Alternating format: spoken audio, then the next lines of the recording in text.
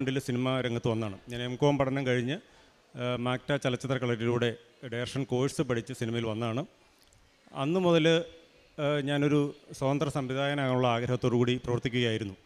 2015 ഒരു second class യാത്ര എന്ന സിനിമയായിരുന്നു എനിക്ക് ആദ്യമായി ചെയ്യാനായിട്ടൊരു അവസരം കിട്ടിയത്. വിനീത് ശ്രീനിവാസനൊക്കെ അഭിനയിച്ച സൂപ്പർ ഹിറ്റായിട്ടുള്ള സിനിമ. അത് കഴിഞ്ഞ് 2024 ഇപ്പോൾ ഞാൻ നിൽക്കുന്ന ഈ സമയം വരെ എൻ്റെ ജീവിതത്തിൽ കടന്നുപോയ പരീക്ഷണ കാലഘട്ടം സത്യം പറഞ്ഞാൽ ഒരു മനുഷ്യൻ ഓർക്കാൻ സാധിക്കാത്ത വിധം അത്രയും കഷ്ടകാലം പിടിച്ച ദിവസങ്ങളായിരുന്നു.